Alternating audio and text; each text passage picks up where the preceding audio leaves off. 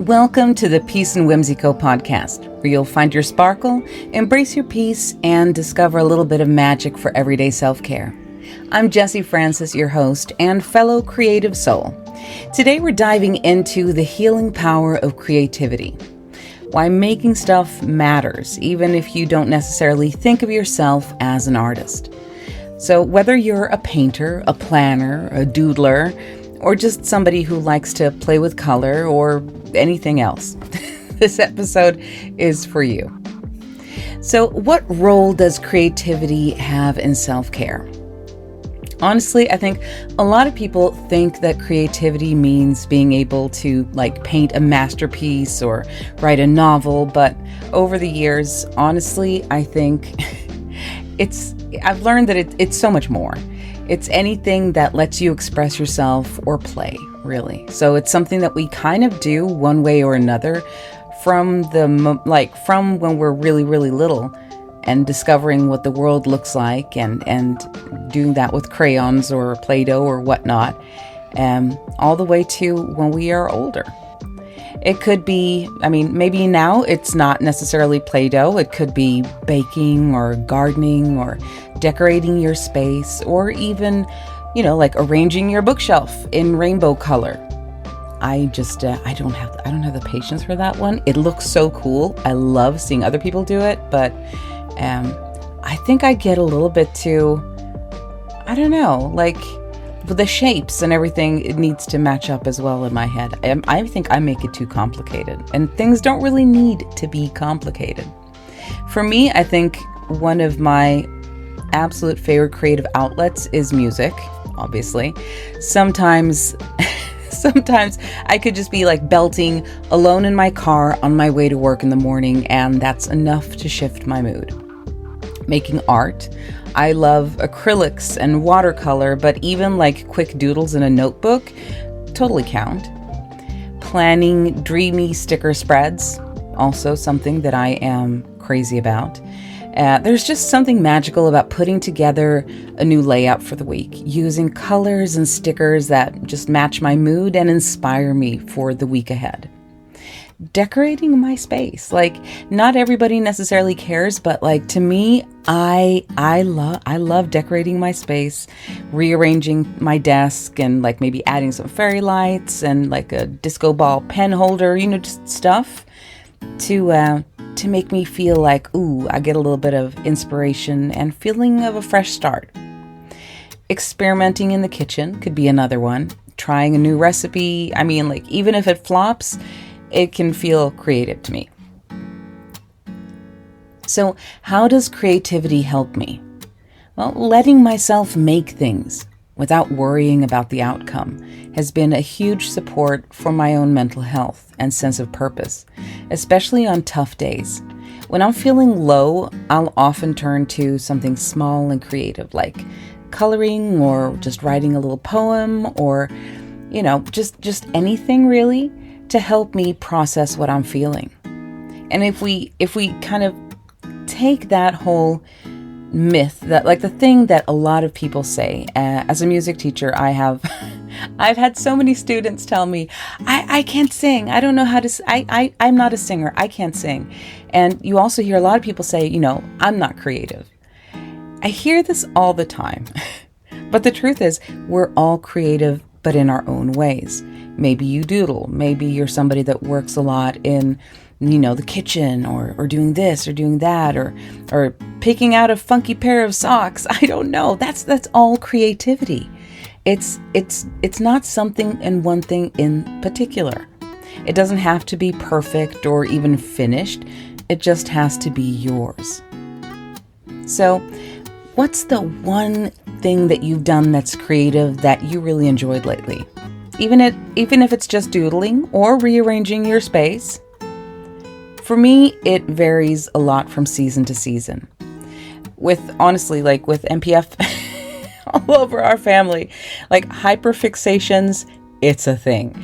And I do hyperfixate a lot, and I just lock in. And I get totally swept up and away by whatever I'm doing, for better, for worse, honestly. It could be me being totally immersed in the world of my books when I'm dreaming up new scenes and things going on in the stories that I build around the fictional town of Silver Ridge. Honestly, a lot of that, a lot of the inspiration for Silver Ridge is based on Breckenridge, which is an actual town in Colorado. But this one's fictional because I do like just making shit up. And this way, I have, if I was saying that it was actually Breckenridge, I would feel too locked in. I like Silver Ridge. It's my own little crazy space. Sometimes it's landscaping and building up virtual worlds and things like that in Second Life. Usually with a bit of a whimsical, magical feel, but I mean, sometimes it's more tropical things. It's been pretty much all kinds of different worlds, and I love it. Seeing something starting from nothing and just letting it grow and build into something that is tangible, or, well, not necessarily tangible if it's a virtual world, but something that is complete and is something out of nothing. It's such an experience and such a vibe, really. So if we talk about creativity in regards to healing and joy, why do I create? Well, honestly, I think that that's imprinted in us. Whichever way, the creator being who I think created us. I think that we are made in his image, and therefore, like, the concept of making things and creating things is just in our DNA. So songs, sticker sheets, cozy planner spread, those are things I make because that's what comes naturally to me. It helps me to process feelings and find joy, or sadness, if that's what I need to process. There's just something sort of healing about going through the journey of creation. And I think that that's really, really awesome and really cool. Even if nobody else ever sees what you made. Like, I remember a time not that long ago, I was completely overwhelmed.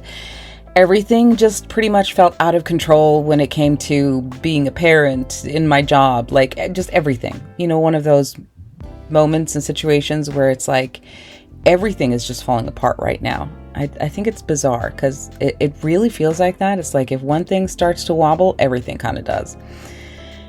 It was just bad. So I sat down in the living room, I pulled out a canvas and some acrylics, and I just went for it. Like, no plan, no pressure, just like letting my hand move. And by the end, I felt lighter. I mean, it didn't fix everything, but it made the day feel a little bit more manageable. I mean, the point with that one wasn't even the finished product, because honestly, it wasn't spectacular and I'm not hanging it on the wall anytime soon, but the process itself was really cathartic. So small acts matter. I mean, if it's coloring, if it's crafting, or if it's singing in the shower, these are powerful for self-care. It's like those people who crochet or knit and leave it out in the cities wrapped around phone masts or like rails and stuff. In a concrete jungle, like that pop of color can really soothe and bring joy. You don't really have to be good. Like you don't, I think a lot of times we think that we do. I think we think that we do. And what is that even? Like what is good? I think we all have a picture pop in our heads and we go, oh yeah, that's a good artist. But you don't necessarily have to be good at something for it to matter. The act of creating is what's meaningful. So give yourself permission to play, to make a mess and just like enjoy the process. Take a moment to think about a time when making something, anything, helped you feel better. What was it? How did it shift your mood? What if you feel really, really stuck? Well, you're not alone. Creativity blocks are a thing, like writer's block, painter's block, like anything, Creative blocks are a thing, and they can feel really, really heavy. Just that getting momentum, just getting started, Sometimes the pressure to make something good is what stops us from starting it all. Sometimes I just want to do a Yoda and say, don't try, do, and just like, seriously, sometimes doing something, no matter if it's something, no matter whatever the heck it is. What doesn't matter if you're going to end up framing it or using it as toilet paper. I don't know. Like, just the doing it is the point, not what it ends up being. So what are some gentle ways to invite creativity back in? You could make a collage from old magazines. Like, I don't know, a lot of times I feel like now we don't necessarily have magazines lying around the same way we used to when I was young. Gosh, okay, that makes me sound really, really old. But like, we don't necessarily have a lot of physical magazines always the way that we used to, I guess. But you can still find, like, I love making collages on Pinterest. That's one thing that I will always do. Finding inspiration, finding pictures there, snippets from all kinds of different places. I guess that's maybe the new version of, like, magazine collages from the old days. I don't know.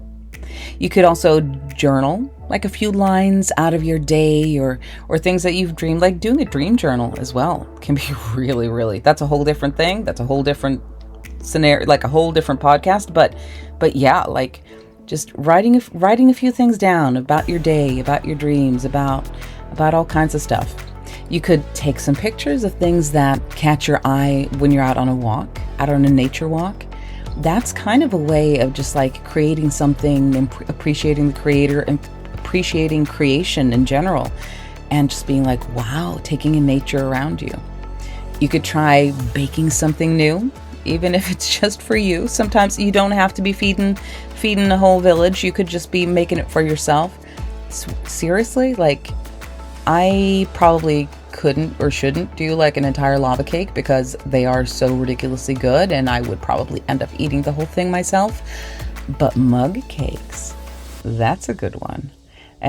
There are so many good mug cakes, and it's nice because it's like one portion. I'm good. I mean, that's creative, right? A lot of times, seriously, I will just kind of wing it and see how it turns out.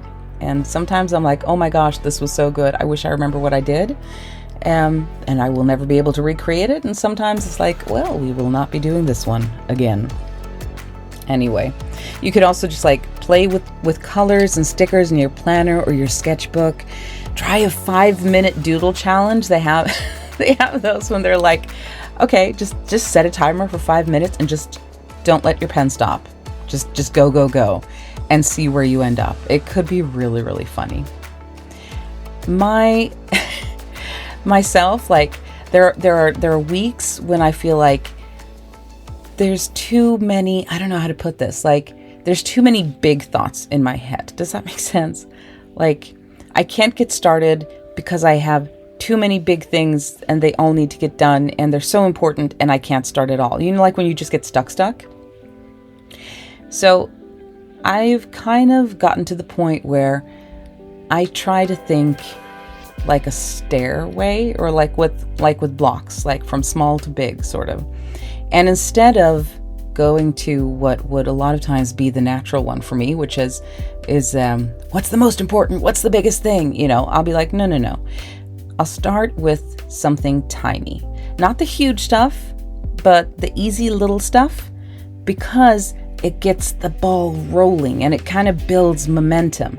And sometimes starting small is the key, because you start out and if you start out with the big things, like the threshold is going to be too high and it's too much of a thing to do, and therefore you just get stuck.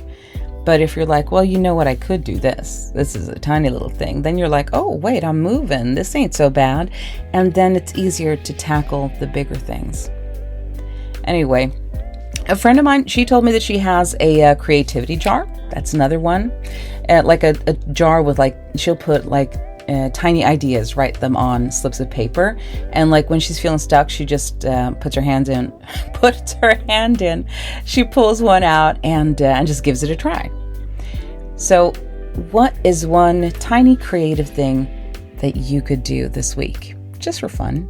Like no pressure, no nothing, just for fun. I would love it if you guys share some suggestions, Either if you're watching this on YouTube, you can plop some suggestions down in the comments below. Like, what are some creative ideas that you could try, or that you suggest other people try? It's kind of fun to hear what you guys have in mind, because everybody has different takes on creativity, I think.